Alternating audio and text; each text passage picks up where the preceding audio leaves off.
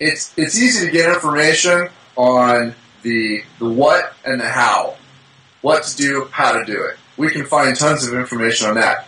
And I mention this all the time in my workshops. The one thing that people don't talk about is the why. And so people, what I think we need to do is pursue the why. We can't even, going back to goal setting, we can't even start setting goals until we have an actual why. Why the hell are we doing this? So I try to establish a relationship with people and movement by letting them know, look, this is your body, you have a relationship with it. Why is that important to you? Mm-hmm. In other words, what does it mean to be fit? Why are you even pursuing a fitness goal? And what does it mean to be strong? Why do you want to pursue strength? And so, in other words, they have to define what fitness and strength mean to them. Mm-hmm. Once they do that, then the rest is easy. The how and the what is pretty easy to do. It's easy to, you teach the foundation movements, you put them on a path. That part's actually fairly easy. But getting them to start the path, getting them to figure out why they're actually doing this, that's what's going to make them stick with it the rest of their lives. That's what's going to create the passion for them to want to do it the rest of their lives. I agree, and I think a big part of it is to get people, in a sense, to learn for themselves and actually want to reinvent themselves. It's not just about coming to the gym, looking at what's on the board, okay, that's what we're doing today, but getting them to discover what's important to them and why they want to do, these things. And it's a lot of experimentation, it's a lot of playing, and it's I look at myself or you and a lot of the leaders say, you become, you're a motivator, you're an educator, a teacher, and you really take on a lot of, different roles. It's not just about showing people how to do a particular exercise and then pulling out your stopwatch, which I see a lot in these bigger chain gyms.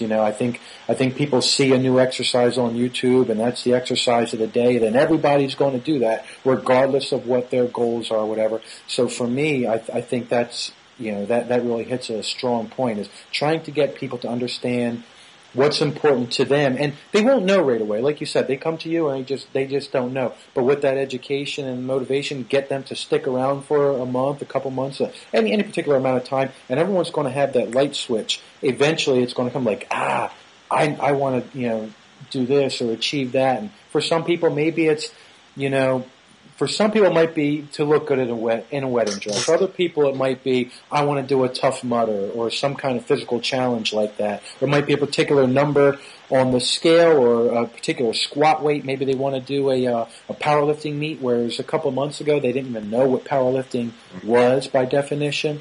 And so it's finding that thing that motivates people and get them to reinvent themselves. And they define that, on their own terms, not because of what I say, you need to do this. So I've had But I think sometimes we can be really guilty when we're focusing on performance to forget about the accessory type work, as it's referred to within powerlifting. The bicep curls, the arm work, those things give you that extra that extra strength sort of in reserve, I guess, or things like working on the shoulders to build stability rather than just only focusing on the big lifts. Right, definitely. Yeah, it seems that a lot of the smaller exercises have been really bastardized by a lot of the more popular programs now, because you can't move as much weight in a curl that you can in a clean, but it doesn't mean that it's completely unnecessary or unbeneficial. So there's definitely a lot of benefits there for the smaller supplementary lifts and stuff, accessory lifts and shit like that. But good stuff. I don't like revolving my program around them, but I do like to have them in there. It won't be like as soon as I go in Monday morning, I'm on bench and curls. I'll still do the big stuff, but I don't neglect it. Assistance work too. A lot of guys forget about the assistance movements and forget about the relationship between building muscle and performance. Especially from a power sport perspective. If you're a wrestler, a rugby player, a football player, you're going to need some sort of muscle size to help with your performance and help you compete at that level. So while strength is great, I think a concentration on some sort of muscle building helps in their sport as well. And a lot of coaches, they get so wrapped up in concentrating on strength and again, making things too fancy that they forget, simple basic things like mass building as well. And mass building in itself is going to help, strength and performance.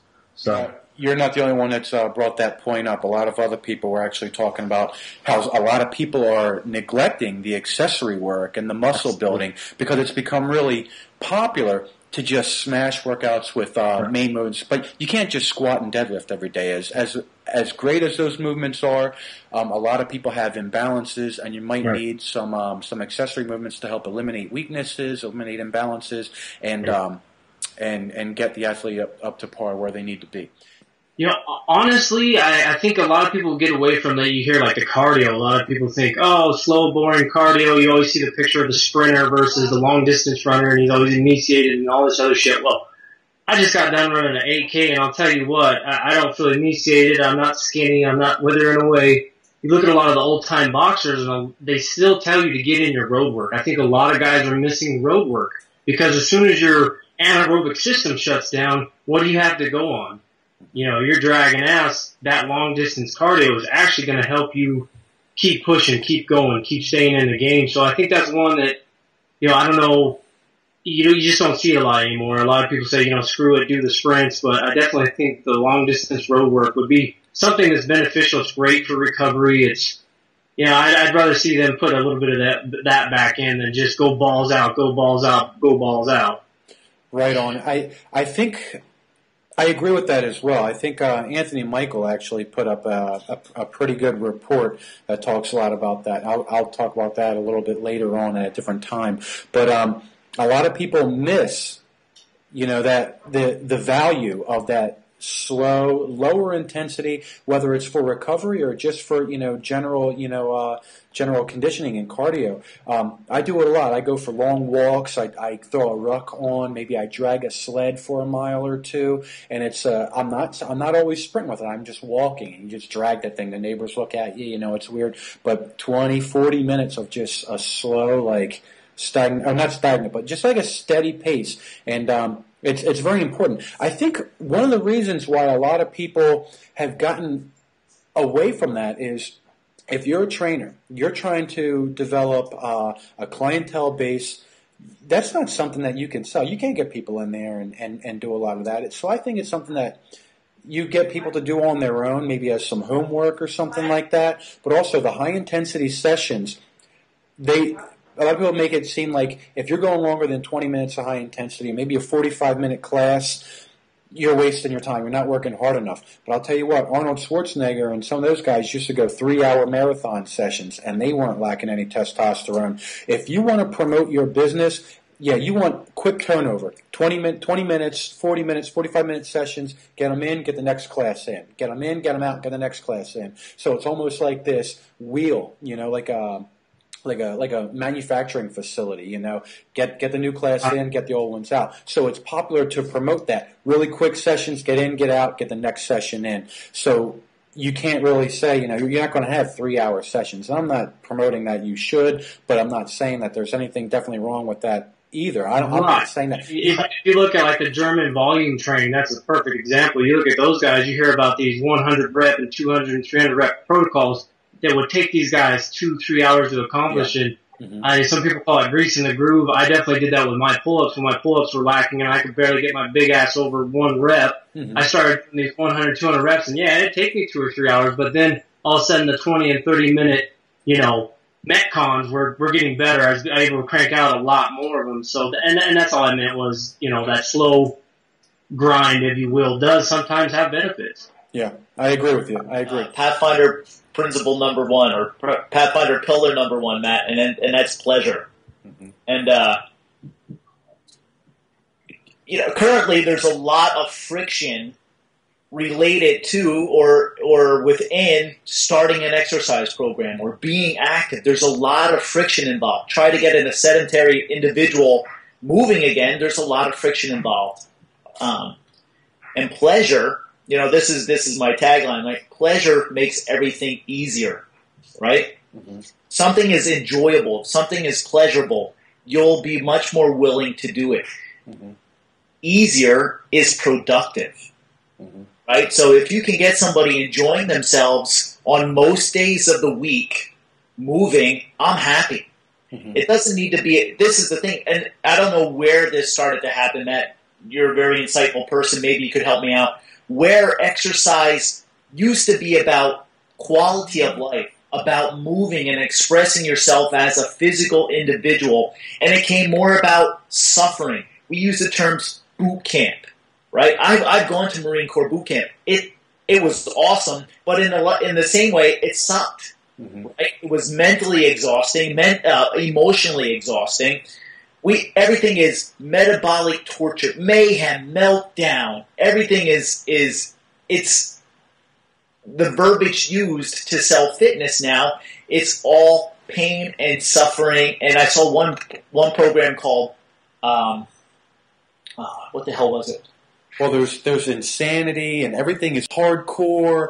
It's CrossFit is the real big thing now, and there's so many great things about it, but there's some things where nothing's perfect. I'm not here to be everyone's judge, but it's like their mascot is the Pukey the clown, so everyone's trying to chase this extreme fatigue and exhaustion.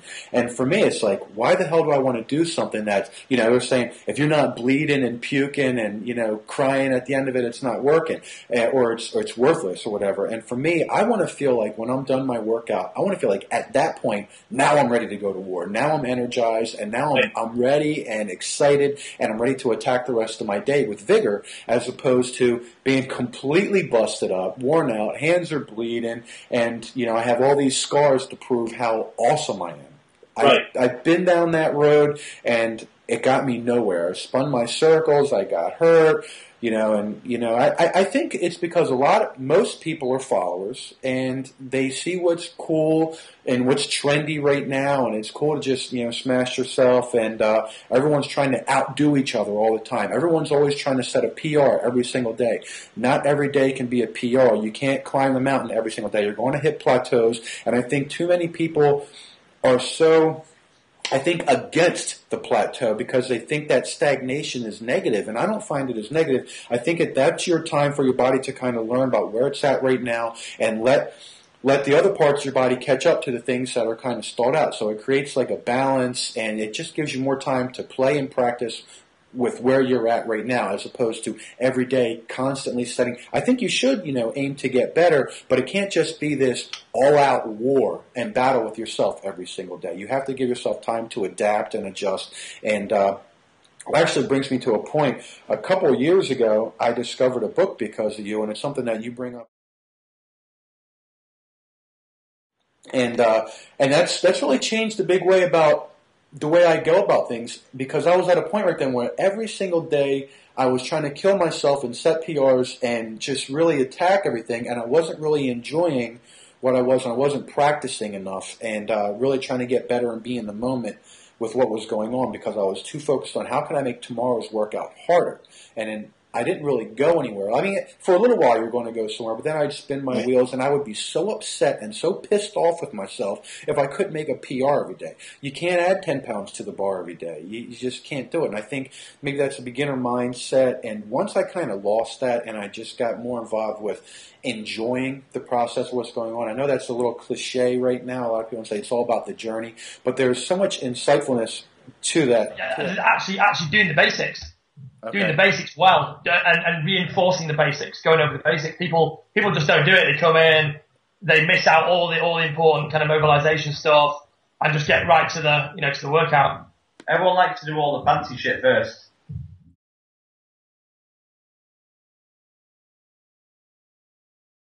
I agree. We were talking about that. It's kind of like a curse. Once you learn something new, you want to show everybody this brand new thing you have. And like, oh, come on, let's. You're so excited. Let me show you what I got. And then that's when you see people squatting on fucking Swiss balls, doing all kinds of silly shit. You have grandma you're putting chains and bands on her back and making her do powerlifting when she can't even get out of the chair. It doesn't make any sense.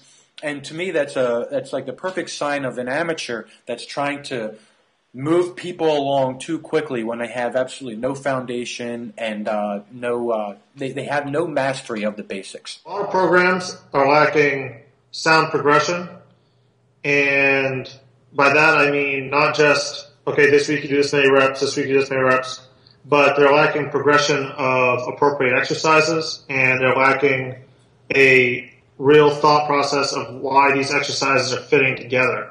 You know, a lot of times you get this kind of, oh, this is a cool exercise, this is a cool exercise, this is a cool exercise, we're just going to throw it all in there and mishmash it around, and then we're going to call it conditioning or something like that. And that's fun every once in a while, but really what you're doing is you're playing like a deck of cards game, and that isn't how you make real progress.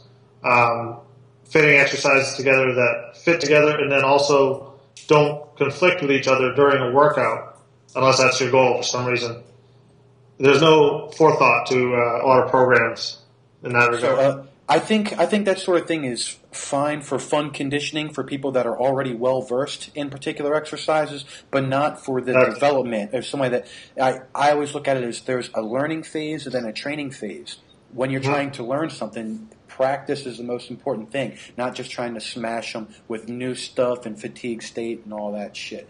So that's good stuff. A lot of people would understand that it's easy to see the progression starts with lightweight to heavyweight, but it doesn't occur to a lot of people that it's the complexity of movement as well. Always start with simple movements, and over time you're going to graduate to more complex movements. But I think, like you were saying, a lot of people see things maybe on YouTube, or they see other people in the gym trying something that they think is cool, and I want to do that too. And maybe it's like, kipping muscle-ups, but yet they can't really do pull-ups, they can't do dips, and yet they want to fling themselves in the muscle-ups. It's just, not to sound cliche, but it's a recipe for disaster. Yeah, I think structure. I see a lot of programs out there with good stuff in there, but if you ask that coach why it's in there, they probably just have it in there because they've seen it somewhere else or they read about it. But, when it comes to program design, if I ask you why you're doing a specific movement or a certain exercise, there has to be a good reason for doing it. There needs to be justification. And if there's not, it probably shouldn't be in your program, because I think what happens a lot of times is, we do all this research and we try to always learn, and we come across all these great ideas and we just put it together and it's like one big pile of shit. And, I think one of the things that a lot of programs lack is structure, and that's probably number one. That's a really good point, and it kind of brings up something that I was speaking with somebody about yesterday. It's kind of like the popularity of the WOD. People are like, what is a WOD? The workout of the day. And when you're looking at your WOD, if that's kind of what you're doing, and basically what I see is like an independent workout that has absolutely nothing to do with what you did yesterday, what you might be doing tomorrow, or anything that has any kind of continuity with your programming or like a specific goal. Whereas when I look at a program, I kind of put together for several weeks or even several months and kind of fit everything together. This is going to build into this, and everything you're doing is very dependent upon what you've been doing and how you progressed or how you're going to progress to a certain point. Whereas a lot of people that are just doing a WOD, they're only focused on what they're doing today, completely independent of anything else. So that's a very good point. If it comes to athleticism, I'd say understanding power development. Truly. When it comes to fitness and general population, I would say what they're missing in the program would be variety at times, but and some type of I would almost say injury prevention. You have to take that stuff pretty seriously. Once when you're a kid, you get away with stuff, and then you start hurting when you're older. A lot of rehab and prehab stuff, but before it becomes an issue, kind of take care of it before it gets there. One of the big negligence of a lot of people. Yeah, cool. Okay, two great things right there. I think sustainability is also huge. And a lot of that is derived from pleasure. If it's more fun, like you said, you're going to continue doing it. Right. I love these images of, like, I'm sure you've seen them too, of in China, hundreds of people performing Tai Chi out at the park at 6 a.m. There's hundreds. Mm-hmm. They're all doing it in unison, and they've probably done that. And they're not, they're not our generation. They're much more older. Mm-hmm. They've been doing that for 50, 40 years. Mm-hmm. It's part of their lifestyle. It's part of their practice. You and I enjoy that word practice. Mm-hmm. As a noun. It's their practice. They wake up, probably have some green tea, and go do Tai Chi in the morning, right? Mm-hmm. There's another good judo documentary, and I'm going to screw up the title, but it was Jacoro Kano's first female black belt. I think it's called Be Gentle, Be Kind, Be Strong. Mm-hmm. She's her 90s, or I think it's like 98. She's been playing judo for, 70 years. Mm-hmm. And it's a soft art, and it's sustainable. Mm-hmm. Personally, I could not do Metcons for like maybe 2 days a week for 6 weeks, and I'm taking a break. That's it. Yep. It's one of those things. I've been on that road, and I think it's a constant evolution of what we're trying to do and learning. And there's got to be experimentation, but I think too much experimentation, and you kind of get off track of what your goal is. So there's that. I think there's got to be that balance of focus and experimentation and play.